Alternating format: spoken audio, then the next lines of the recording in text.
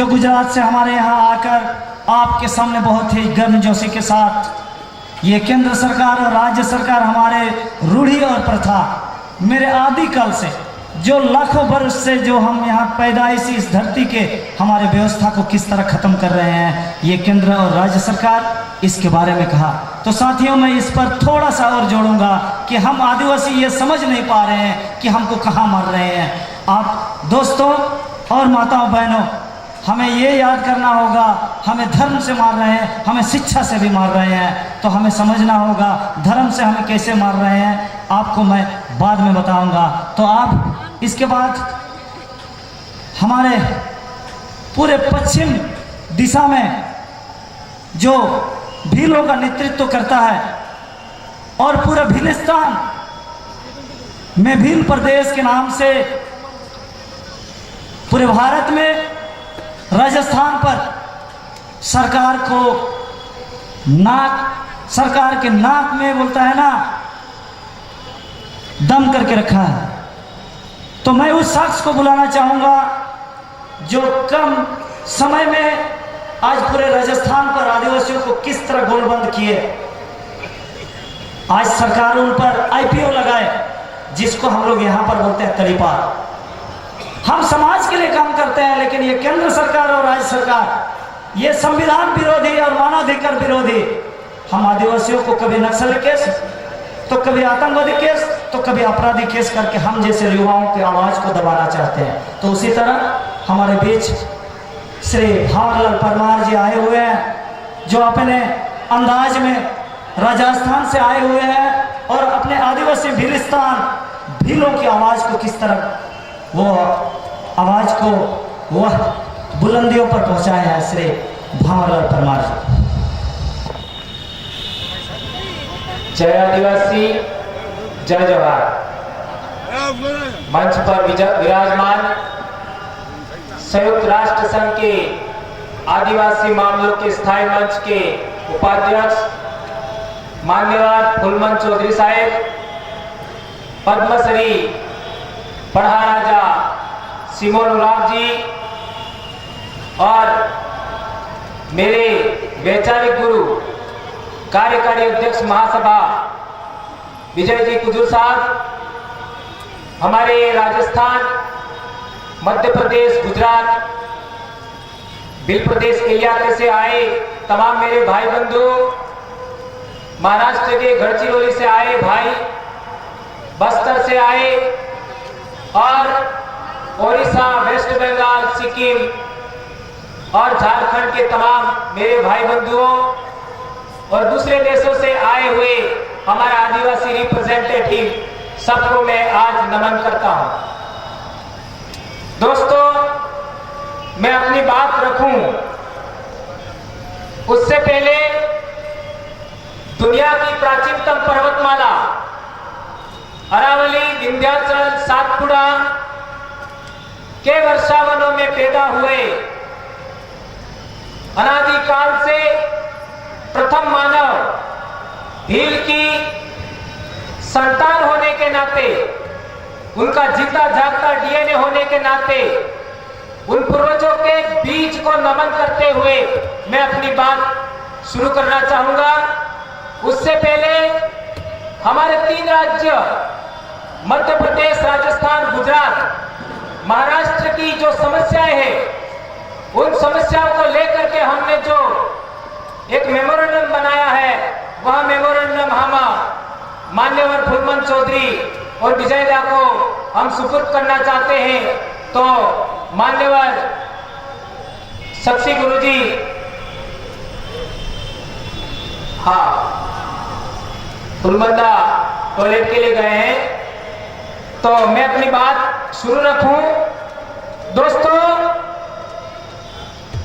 हमारे देश में चाहे पूर्वी भारत हो, पूर्वोत्तर भारत हो, मध्य भारत हो, चाहे पश्चिमी भारत हो, हर जगह पर हम लोग देखते हैं कि आदिवासियों पर बहुत सारे अत्याचार, दमन, उत्पीड़न की कार्रवाइयां देखते हैं। और बस्तर में तो एक उत्पीड़न की इंतहा हो गई है। हर जगह हम देखते हैं हमारे समाज के साथ में अनेकों एट्रोसिटीज होती है, लेकिन दोस्तों इसके मूल कारण तक हम लोग आज तक नहीं गए। उसका मूल कारण क्या है यह हमें सबसे पहले जानना होगा। तो उसको समझने के लिए सबसे पहले मैं आपके सामने एक प्रश्न रखना चाहूंगा। भारत ही नहीं, पूरी दुनिया में आदिवासियों ने किसी मानव समुदाय पर आक्रमण किया हो, ऐसा कोई उदाहरण है क्या? पूरी दुनिया में जो भी इंडिजिनस पीपल है, अबोरिजिनल पीपल है, आदिवासी नेटिव पीपल है, उन लोगों ने किसी मानव समुदाय पर आज तक आक्रमण किया क्या? नहीं किया। इससे सिद्ध होता है कि हम आदिवासी लोग अहिंसक कौम के वारिस हैं। हम अहिंसा के सिद्धांत को मानने वाले लोग हैं। यह हमारी कमजोरी को इस पूरी दुनिया के लोग, पूरे मानव समुदाय, दूसरे लोग ये जानते हैं।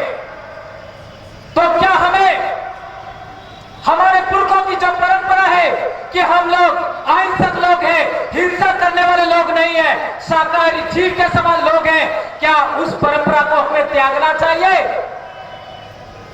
नहीं त्यागना चाहिए। इसके लिए अल्टरनेट तरीका है। यह भारत के आदिवासियों को समझना होगा। क्यों समझना है? क्योंकि दुनिया में सबसे ज्यादा आदिवासी जनसंख्या के आधार पर रहता है तो वो भारत में रहता है। और यदि भारत के आदिवासियों ने यदि पुरखों का तरीका त्याग दिया तो पूरी दुनिया के आदिवासियों का चरित्र हनन होगा। हमारे धर्मशास्त्रों में गैर आदिवासियों ने हमारे पुरखों का चरित्र हनन किया है, उसका भी हमें निपटारा करना है। उनके साथ भी हमें न्याय करना है। इसलिए हम लोगों को दिखाना है कि पूरी दुनिया में आदिवासी श्रेष्ठतम जीवन मूल्यों वाली विश्व कल्याणकारी संस्कृति के वाहक है। हमारे पुरखों के नैतिक मूल्य इस दुनिया में श्रेष्ठतम इंसानों के नैतिक मूल्य से परिपूर्ण है, यह हमें दिखाना है। इसका सबसे बड़ा उदाहरण भारत में आए दिन महिलाओं के साथ बलात्कार होते हैं। 5 साल की बेटी के साथ दिल्ली में बलात्कार होता है। 20 साल 15 साल की तो बात अलग है। आए दिन की बात है महिलाओं के साथ एट्रोसिटी का मामला। आदिवासी कम्युनिटी में आज तक ऐसा उदाहरण कहीं हुआ हो तो बता दीजिए। भारत ही नहीं, पूरी दुनिया के इतिहास में दिखा दीजिए। आदिवासी महिलाओं को प्रधान मानता है। आदिवासियों की संस्कृति महिला प्रधान है। हमारे रीति रिवाज में देख सकते हो, शादी ब्याह में महिलाओं को प्रधानता दी गई है। और दोस्तों, एक दूसरी बात है कि आज दुनिया में सबसे ज्यादा विश्व शांति को लेकर के खतरा है। यानी पूरी दुनिया में आज मिडिल ईस्ट को देखिए, आज साउथ चाइना सी, कोरिया प्रायद्वीप में देखिए, आज कहीं पर भी जाओगे तो पूरी दुनिया में विश्व शांति को खतरा है। ये दुनिया है वो तीसरे विश्व युद्ध की ओर बढ़ रही है। यदि दुनिया को, सारे मानव समुदाय को विश्व शांति का कोई संदेश दे सकता है तो वो कौन दे सकता है? वो पैगाम कौन दे सकता है? वो आदिवासी दे सकता है, उसके अलावा कोई नहीं दे सकता। इस पूरे विश्व में स्थिरता, इलाकाई स्थिरता का कोई पैगाम दे सकता है वो आदिवासी दे सकता है, उसके अलावा कोई नहीं दे सकता। इतनी महान विरासत के वंशज हैं आप, उतने महान पूर्वजों के वंशज हैं। इसी वजह से भारत में जो लोग अपने आप को श्रेष्ठ मानते हैं, इस दुनिया पर राज करने की इच्छा पाले बैठे, वे लोग हमारे आगे इस जीवन मूल्यों के मामले में विसर्जित सिद्ध होते हैं। इसलिए आदिवासियों पर एट्रोसिटी होते हैं। यह मूल कारण है, हमारी संस्कृति को ध्वस्त करने का यह सबसे बड़ा कारण है।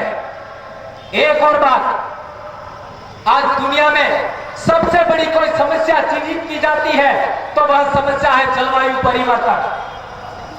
जलवायु परिवर्तन के बारे में दिसंबर 2015 में यह जो जलवायु परिवर्तन का सम्मेलन हुआ पेरिस में, वह एक कि यदि पूरी दुनिया को बचाना है तो भारत के आदिवासियों की जीवन शैली हमें अपनाना होगा।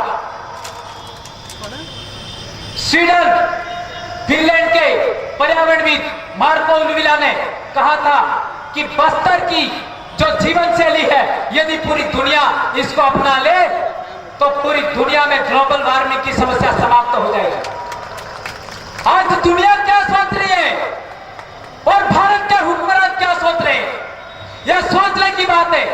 भारत का हुक्मरान मनुवादी व्यवस्था, पूंजीवादी व्यवस्था, ब्राह्मणवादी व्यवस्था के आधार पर चलती है। इसी व्यवस्था वो आदिवासियों की विरोधी व्यवस्था है। इस देश में आदिवासियों की व्यवस्था रहेगी या मनुवादी ब्राह्मणवादियों की व्यवस्था रहेगी, इन दोनों में श्रेष्ठ कौन है, इसको लेकर के यह संघर्ष जो चल रहा है, उस संघर्ष के कारण ही हम लोगों को प्रताड़ित किया जा रहा है, हम लोगों को परेशान किया जा रहा है, हमारा दमन किया जा रहा है, महिलाओं के साथ बलात्कार आदि घटनाएं घटती है। दोस्तों, यही बात हमने पिछले 2 साल में हमारे राजस्थान, मध्य प्रदेश, गुजरात और महाराष्ट्र के इलाके में बड़े जोर शोर के साथ में चलाया। सोशल मीडिया पर, यूट्यूब पर हमारे कई सारे स्पीचेस चल रहे, उसकी वजह से पश्चिमी राजस्थान, पश्चिमी भारत में भूचाल आ गया। आज पूरे देश में सबसे ज्यादा विश्व आदिवासी दिवस को लेकर के हंगामा मचा हुआ है, वो है बिल प्रदेश। आज आप लोग यूट्यूब, फेसबुक पे माध्यम से देख लीजिए, उस इलाके में विश्व आदिवासी दिवस को लेकर के क्या हो रहा है। यह सब हमको सिखाया आप लोगों ने, आप हमारे गुरु हैं, आप लोगों से जानकारी लेकर के हम लोगों ने हमारे इलाके को स्टेब्लिश किया।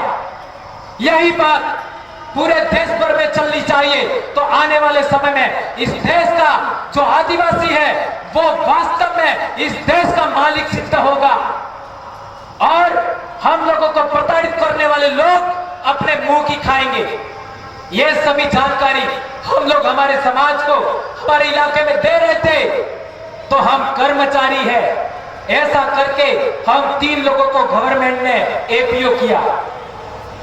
मैं तो राजस्थान सरकार को धन्यवाद अदा करना चाहता हूं।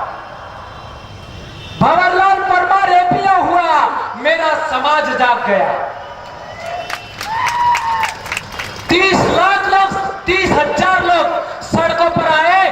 डूंगरपुर के जो सड़कें थी, 700 से 800 पुलिस वाले, सेना के लोगों ने डूंगरपुर की सड़कों पर दुकानें बंद करवाई। जो लोग बंद नहीं करना चाहते थे उनकी भी बंद करवाई। इतना खौफ पैदा हो गया, इतना डर पैदा हो गया, लेकिन आदिवासी किसी इंसानों में, किसी दूसरे मानव समूह में खौफ पैदा नहीं करना चाहता, डर पैदा नहीं करना चाहता। वे डरते, हम क्या करें? हम डरना नहीं चाहते, वे डरते हैं। अरे काहे को डर रहे हो भाई? हमने तो कभी भी किसी के ऊपर हिंसा नहीं किया, आक्रमण नहीं किया। हम तो वैसे भी, एक सांप होता है जहरीला जीव, उसको भी हम लोग मारते नहीं है, घी का दीपक करते हैं, सांप चला जाए।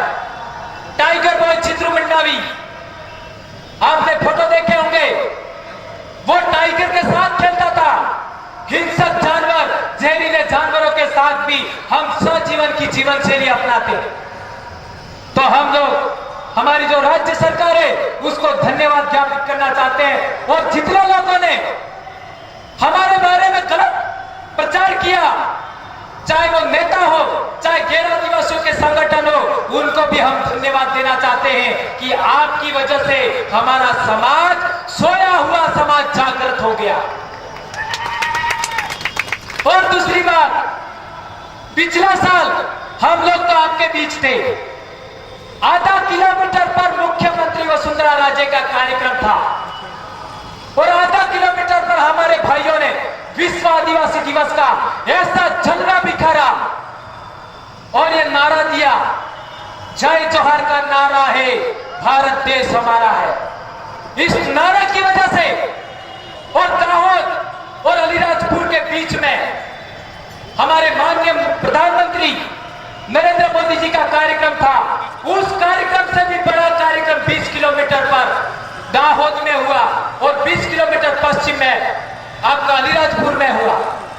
इसका परिणाम देखिए दोस्तों, मध्य प्रदेश के अधिकांश जिलों में आज छुट्टी है। गुजरात के लगभग सभी जिलों में, आदिवासी जिलों में 1 सप्ताह का कार्यक्रम चल रहा है। और राजस्थान सरकार ने आज प्राइमरी एजुकेशन, सेकेंडरी एजुकेशन और आपका संस्कृत विद्यालय सब में विश्व आदिवासी दिवस समारोह मनाने का ऐलान किया। यह किसकी वजह से हुआ? यह आप लोगों के ज्ञान का हमारे अंदर जो संचरण हुआ और हम लोगों ने उन लोगों को जाग करके हमारे समाज को जागृत किया, इसके परिणाम की वजह से यह हुआ। तो हम लोगों को एपीओ किया सरकार ने, हम तो उनका धन्यवाद ज्ञापित करते हैं। और यह भी कहना चाहते हैं कि आप जितना भी आदिवासियों को दबाओगे, आदिवासी उतनी ही तेज गति से खड़ा होगा और उसको कोई माई का लाल चैलेंज नहीं कर सकता, कोई रोक नहीं सकता। और वैसे भी हमारी भीली बोली में कहावत है, भीलने डाक ने हाथ नो डाक बराबर। इसका अर्थ होता है भील नो वैर, यानी भील की दुश्मनी और सांप की दुश्मनी बराबर होती